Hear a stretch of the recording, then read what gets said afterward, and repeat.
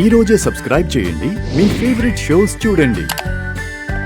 పొరపాటున గనక మీరు ఆవిడ గారిని ఏం అనకండి బామ్మగారు, మళ్ళీ బామ్మర్ది కోపం వస్తుంది.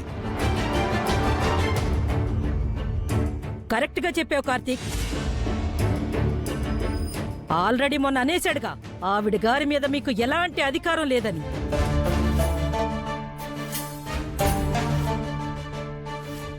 హలో తమ్ముడు గారు, మీ భార్య గారి మీద మాకెలాంటి అధికారమూ అక్కర్లేదయ్యా. మాకు కావాల్సింది అదిగో ఏడుస్తుందే, నీకు గుర్తు కూడా లేని నీ చెల్లెలు. దాని జీవితం దానికి కావాలి.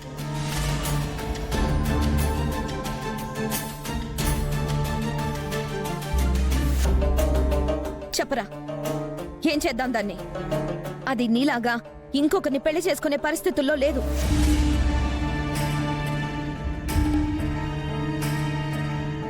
జీవితాంతం పెళ్లి పిటాకులు లేకుండా ఇంట్లోనే పెట్టుకుందామా? లేకపోతే నీ చేతులతోనే ఇంత విషం ఇచ్చి చంపేయి. అక్కా, మాటలు హద్దులు దాటుతున్నాయి. మనుషులే హద్దులు దాటేశారు, మాటలదే ఉందిరా.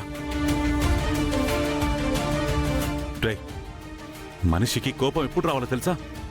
ఒకటి, మనం ఏ తప్పు చేయనప్పుడు, లేదా మనం చేసిన తప్పుకు అది తప్పు కాదు అని సమాధానం చెప్పగలిగినప్పుడు. ఈ రెండిటికి నువ్వు అర్హుడివి కాదు. అలాంటప్పుడు నీ కోపడే అర్హతే లేదు. అయినా ఇప్పుడు నేను అన్న దాంట్లో తప్పే ఉంది. ఈ ఏడుపు బ్రతుకు బ్రతికే కంటే చంపేయమనండి, సంతోషంగా చచ్చిపోతుంది. ఆ తర్వాత దాని సమాధి మీద వీళ్ళిద్దరినీ కాపురం చేయమనండి.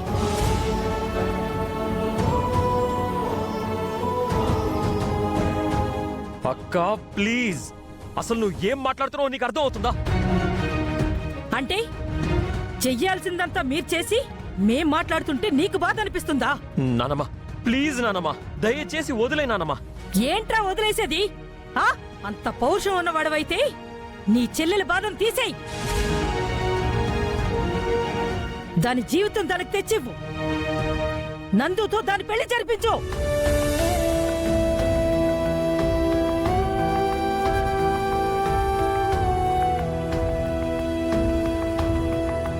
జరిపిస్తాను.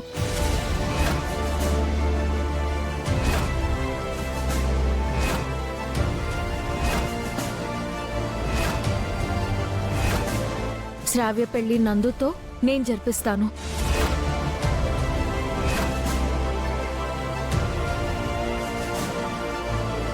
నేను జరిపిస్తాను.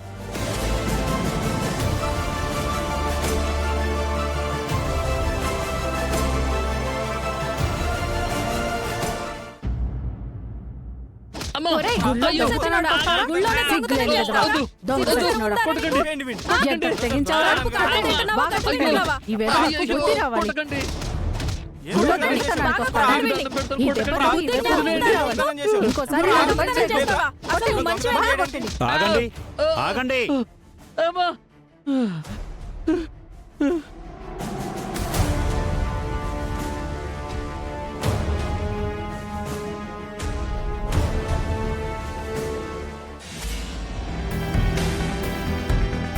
బంగారాజు, ఏమైంది? ఎందుకు ఇతను కొడుతున్నారు? ఏమైందా? తాగుబోతే అదవా ఫుల్లుగా తాగేసి దొంగతనానికి అర్ధరాత్రి గుళ్ళోకి వచ్చాడు. ఏం దొంగలించావరా అంటే ఏం చెప్పట్లేదు. చెప్పరా, చెప్పు. ఆగాగు, ఆగు. ఇతను నాకు బాగా తెలిసినవాడే, దొంగ కాదు. విషయం ఏంటో నేను కనుక్కుంటాను. మీరు వెళ్ళండి, వెళ్ళండి. వెళ్ళవయ్య బాబు, వెళ్ళు.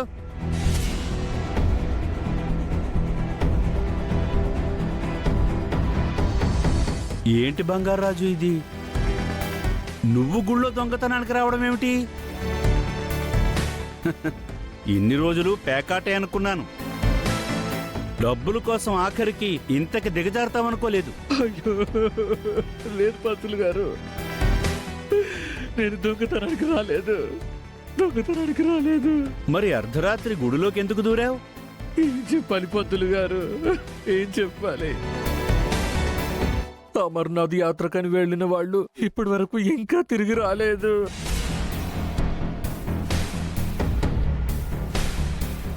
ఏమిటి నువ్వు చెప్తోంది? యాత్రకు వెళ్ళిన అహల్య వాళ్ళు ఇంకా తిరిగి రాలేదా? అదే కదా నేను చెప్పేది పంతులు గారు.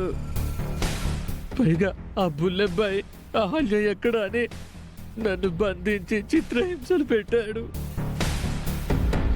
వాళ్ళ దగ్గర నుంచి తప్పించుకుని ఎక్కడ దాకోలు తెలియక ఇదిగో ఈ గుళ్ళో తలదాచుకున్నాను. అంతే, నేను దొంగతనానికి రాలేదు. యాత్రకు వెళ్ళిన వాళ్ళు తిరిగి రాకపోవడం ఏమిటయ్యా? ఏమో పంతులు గారు, బుల్లబ్బాయి కూడా వాళ్ళని పట్టుకోవడానికి వెళ్ళి ఒట్టి చేతులతో వచ్చి ఏమో చెత్త కథలన్నీ చెప్తున్నాడు. వాళ్ళకి ఏమైందో ఏంటో అని చాలా చాలా కంగారుగా ఉంది. సర్లే, నువ్వొకసారి వాళ్ళిక్కడి నుంచి వెళ్ళిన ట్రావెల్స్ వాళ్ళు ఉన్నారు కదా, వాళ్ళ దగ్గరికి వెళ్ళి విషయం ఏంటో కనుక్కో. ఆ, వాళ్ళకి ఏమైనా తెలిసి ఉంటుంది. వాళ్ళకు కూడా తెలీదు అంటే అప్పుడు పోలీస్ కంప్లైంట్ ఇద్దాం. నువ్వెప్పుడు ఇలా అర్ధరాత్రి గుళ్ళోకి దూరకో, అర్థమైందా? అలాగే పంతులు గారు, అలాగే. పంతులు గారు ఏమనుకోవద్దు, బాగా ఆకలిగా ఉంది. కొంచెం డబ్బులు ఇస్తే తింటాను పంతులు గారు.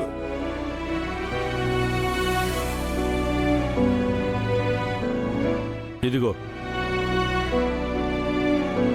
తాగకో, తిను. అలాగే పంతులు గారు. జాగ్రత్త.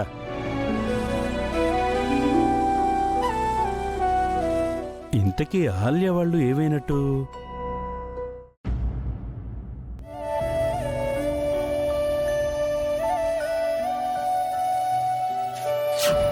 కుటుంబాల్ని విడదీసినంత తేలిక కాదు ఒక పెళ్లి జరిపించడం అంటే. మనుషుల్ని మోసం చేసినంత సులభం కాదు మనసుల్ని గెలవడం అంటే.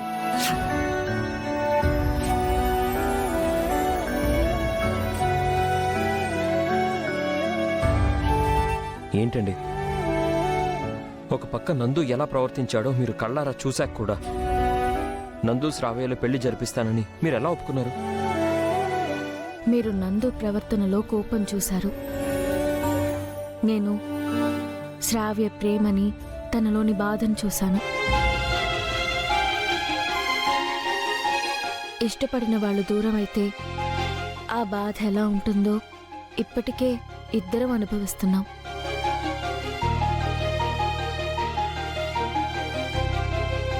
ఇప్పుడు అదే బాధని శ్రావ్య కూడా అనుభవించడం ఎంతవరకు కరెక్ట్? పాపం, అసలు తనేం చేసిందని శిక్ష అనుభవించాలి?